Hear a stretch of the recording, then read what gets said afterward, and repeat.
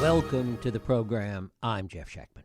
Back in 1964, a popular political novel of the time, The 480, laid the predicate that we could use computers, then still in their infancy, to break down the population into 480 unique tribal categories. That we could fine-tune the classification of people, allowing politicians to target their message. Today, that quaint 1964 fantasy notion exists on steroids. It exists in part because it exploits the idea that we are desperate to belong to a group, to a tribe, to hang out and have common cause with people like us. Once upon a time, those tribes included large and diverse groups: religion and faith, occupation, community, places where people built up social capital.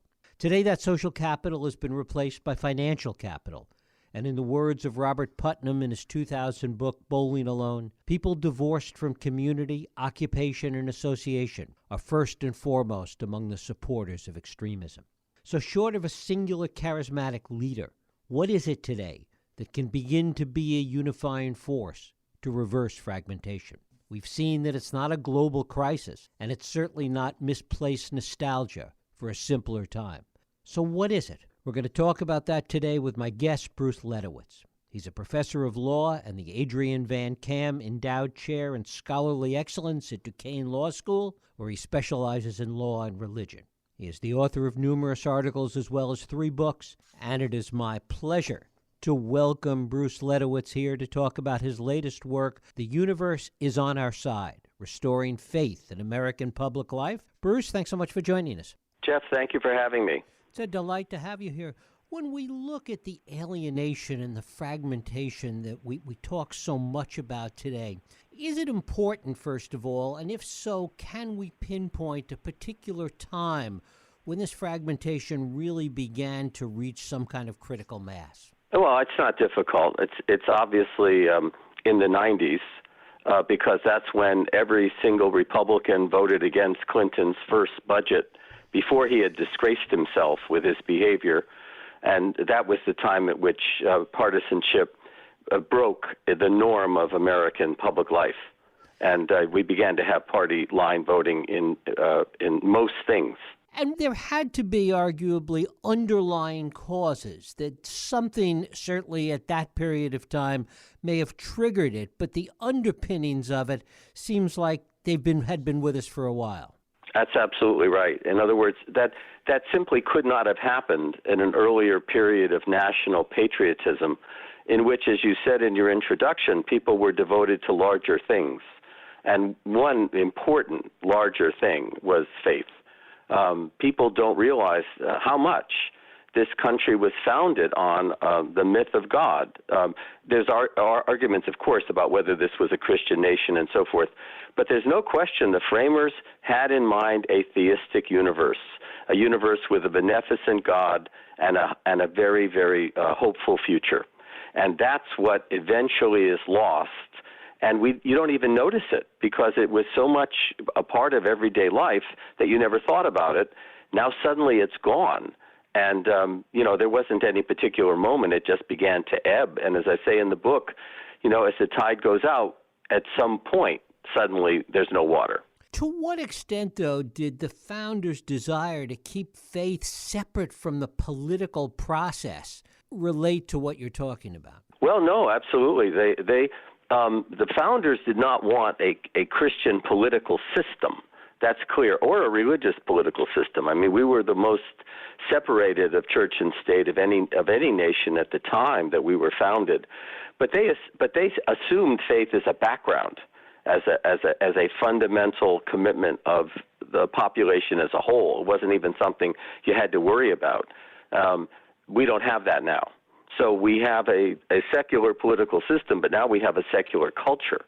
We never had that before. To what extent, going back to the founders again, to what extent did they see faith separate and apart from the institutions of religion, that faith and religions as an institution were really two separate things?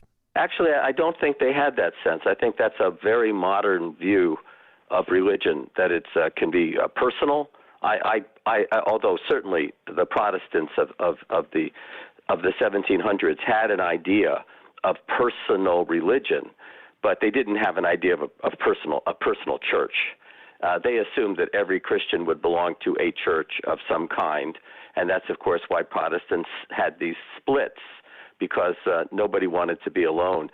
The idea that you can be spiritual but not religious, or spiritual religious but not belong to any institutional expression of that is a very recent idea, and it lacks any sustaining power. It's not likely to be true.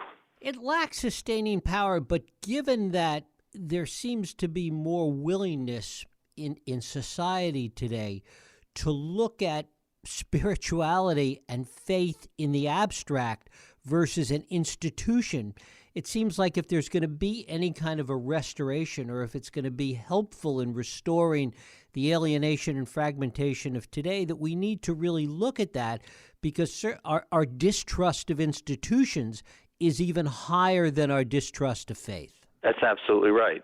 And what I say in the book is this all begins with our collective social view of the universe. That prior to recent times, the American society had a basic idea that the universe was trustworthy, and that's why Dr. King could say the arc of the moral universe is long, but it bends toward justice, and everybody understood what he meant. That is exactly what we don't have now. With the death of God that has finally, as I say in the book, come home to roost, now suddenly the universe, well, we don't know what to think about it. I mean, we still have the leftover of belief in God, so we still have something like the National Day of Prayer about COVID-19, even though it was really a desultory affair, and you could almost see how secular we've become by how empty it was. But we still have those leftovers. But on the other hand, for most people, the idea of the universe is just forces and matter, and we're largely materialistic. We just haven't decided which we are, and we don't have a new story. And as I say in the book, you can build a new society, you can build a secular society on different views of the universe, but you have to take the matter seriously. And we're just drifting at the moment. And this is something that we're talking about in the context of America, but this move to secularism is a global phenomenon, particularly in the West. Absolutely. And by the way, I don't think it's going to remain in the West. We have no sense of time here in America. It took a long time for this to happen in America. It happened in Europe first. It's been just as corrosive of the foundation of European society as it has been here. And there's no reason to think it won't spread. Remember, Christianity looked unassailable until suddenly there was the Enlightenment. The same thing is going to be true in Islam.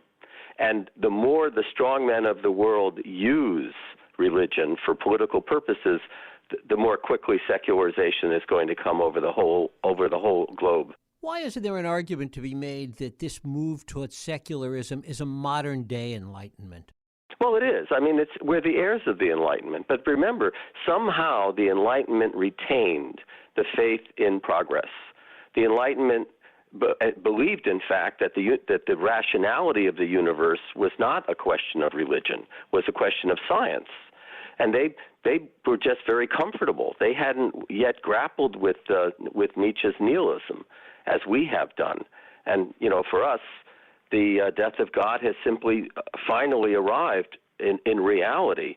The Enlightenment didn't have to think about it. They had the momentum of Christendom. As we look at it today, this lack of faith in institutions and arguably the inability to put that faith back in the bottle, so to speak, to what extent does that make it impossible to achieve some of the things that you're talking about? Well, Jeff, there has never been a secular civilization. It's always been based on religion, and every religion that we know has supernaturalism at its heart. So the idea that you could build a secular civilization on naturalistic principles, we just assume it's possible. I hope it's possible, because otherwise we're sort of stuck. Because I don't think the movement of the death of God is reversible in any time frame that will matter to us. So I think it's true that you can build a secular society on the shoulders of a dark a meaningless universe. I think it's difficult. I argue in the book that's not the best option, but it is possible. On the other hand, there are plenty of thinkers, secular thinkers, or at least thinkers without supernaturalism, who say, no, the universe is on our side. And we can trust the universe. We can trust the values that we get from the universe, even though we don't believe in God. And, that's the yes. That's the answer to the question, is the universe on our side? A question that I got from Bernard Lonergan, a Canadian theologian who, asked his question for a secular time. He didn't ask about God's existence. He said, ask this, is the universe on our side? And build from there. Is our sense of self-absorption today so much in play that we can't even ask that question, that it doesn't even matter to most people? That's right. There's the advantage of Donald Trump as your president. When I first began to talk about these things a long time ago, and I ran into exactly what you're talking about, sort of, okay, so what? I think people have more of a sense now that there's something really wrong when a Donald Trump, and I'm not talking about policies, even Donald Trump's supporters found it strange that he could be elected president. And they often talked about the idea that we're breaking all the norms by electing someone like that. Well, when you talk that way and think that way, and not just in America, but Brexit in Britain as well, then you are talking about a broken system. And that means people are more open to radical and unthought solutions than they were before. I guess the question is whether that represents the end of something or the beginning of something. That's right, exactly. And what I say is all of the divisions that we see that are so terrible in America today, and particularly difficult to understand because, as you know, our problems are not that great. Our problems are not the way as bad as the Depression and the Civil War and World War II, and yet we feel completely defeated by life. I think those are all the birth pangs of secular civilization.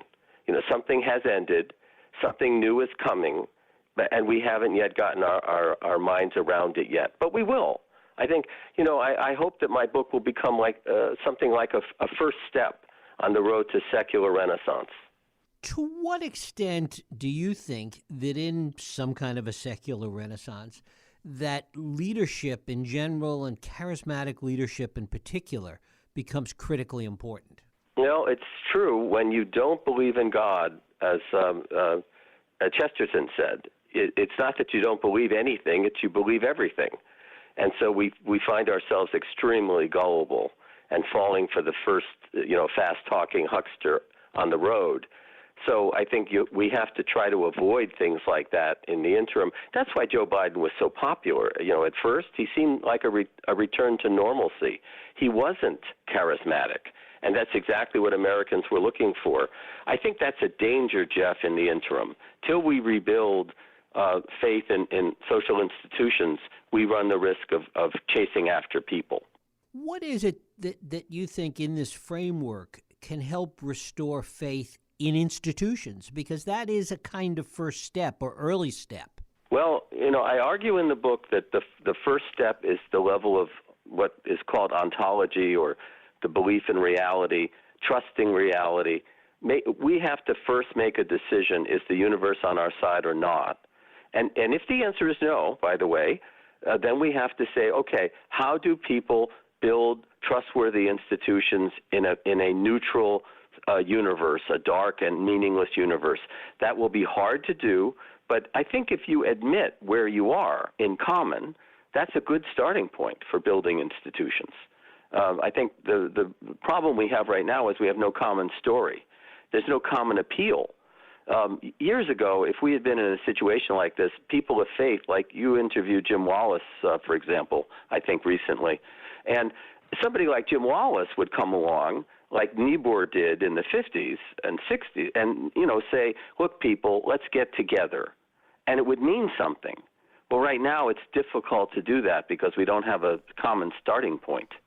Is the sort of operative word in that question is about the universe being on our side is the hour? Because people may say the universe is on their side, but it's not on their side because they're different than us. Right. Yes.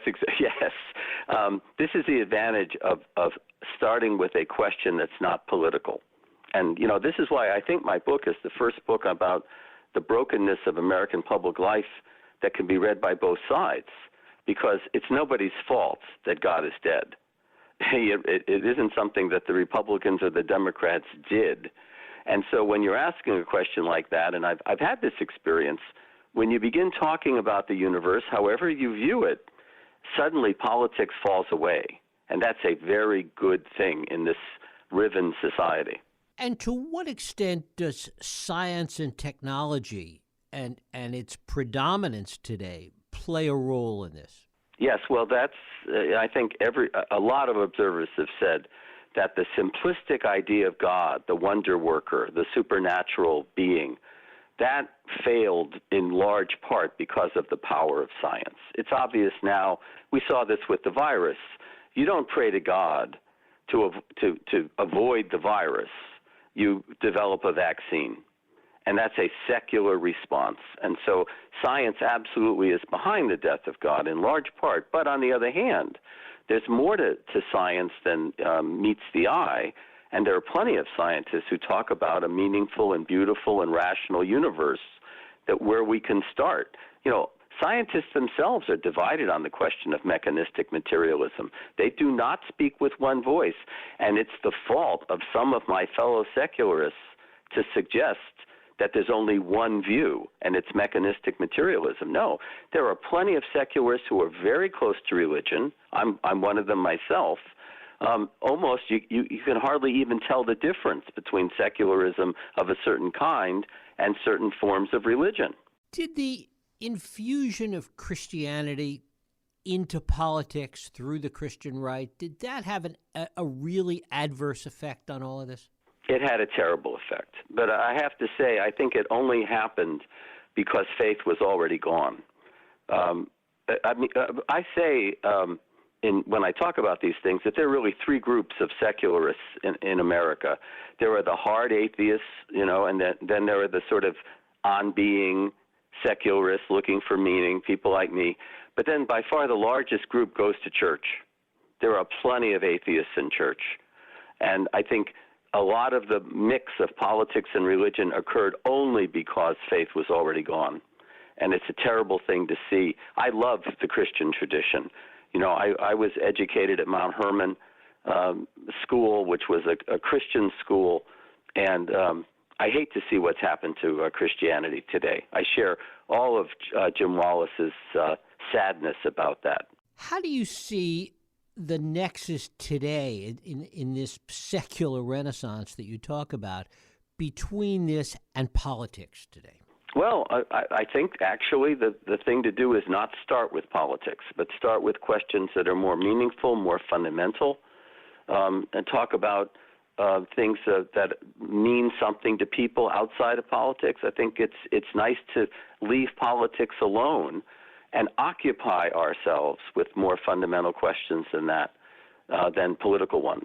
So I think the starting point of the book is ask a question that's not political, a fundamental question, orient yourself in that direction, and suddenly a lot of the political problems they'll at least get smaller, Jeff. They won't, occupy the whole world, and you will stop judging people by what party they vote for, because you'll have more things to talk about than politics. And hasn't that really been one of the problems in this fragmentation, that politics, in a strange kind of way, is the thing that both divides us and fragments us the most, and yet it's the one thing we have in common to talk about? Isn't that strange? But that could never have happened if we still had a kind of faith tradition, because politics was always seen as a minor matter by our religions. There were much more important things, even at the social level, not just at the individual level, but at the social level, the community of believers was more important than any political party. And the religions always had the view that politics was flawed. There were no good people in politics. And the idea that one political side is good, that would never have occurred to anybody, 50 or 60 years ago. But there was always that old adage that the two things you never want to talk about at family dinner were politics and religion. That's true. The people felt so strongly about them. That is true. And it's still true to some extent. But now, most people, a lot of people, don't even have any contact with religion. It's amazing. Considering how many Americans say that they believe in God, still 70%, but apparently it's not an effective belief. It's just something that we say kind of hopefully, but it, as you said before, it has no institutional expression. It doesn't bake any bread. And what happens to the hollow core of religion today? Well, it may sound like a book hostile to religion. It's not at all hostile to religion. Secularists trying to build a secular society should look at the religions as great libraries of wisdom, that we can borrow from. And one thing you have to do right away, and this is both tactical and it's in terms of meaningfulness, you have to stop having secularists attack religion. It's not only bad politically. It just makes the whole job of creating a secular civilization much more difficult because religious people are not going away. There are, sincere believers, millions of sincere believers. They have to be part of this.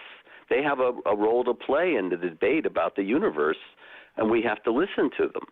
So I think that religion gets smaller and smaller, but sort of, I hope, better and better. As secularism grows, is there at some point, because there is always this reaction to things, does that become a springboard for a rebirth of some aspects of faith and religion?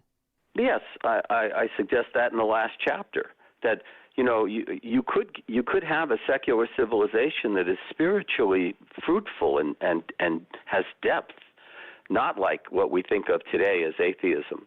And in that milieu, believers and non-believers, or so-called believers and non-believers, would come together because they would both be investigating the nature of reality.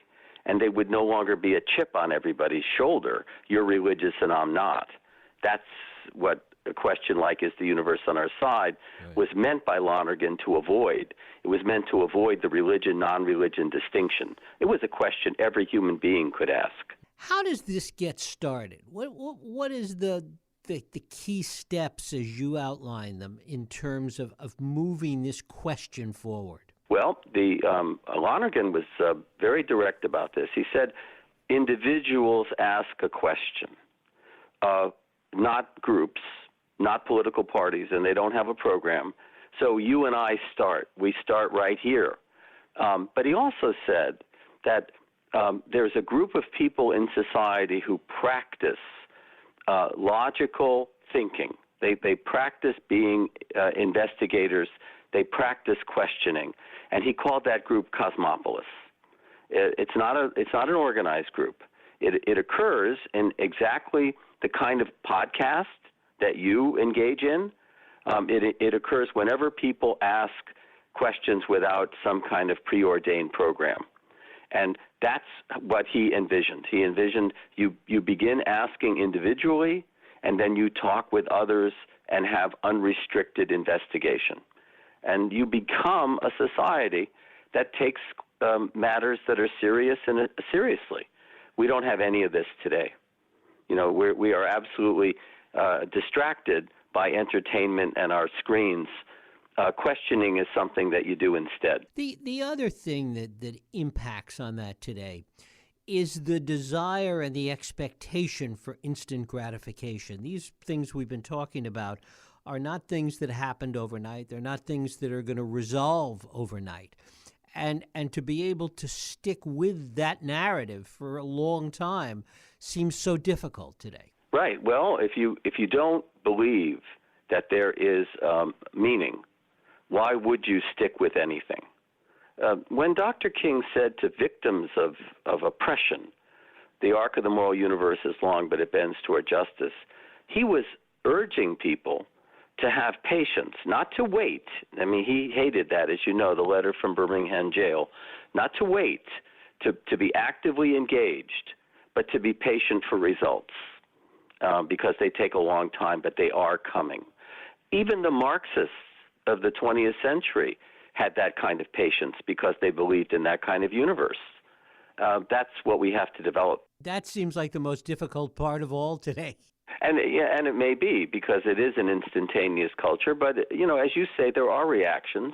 People are finding the 24/7 news cycle boring and wearying.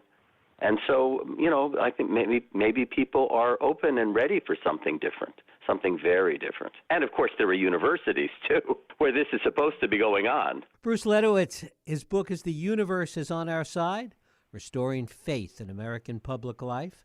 Bruce, I thank you so much for spending time with us. Thank you, Jeff. Thank you.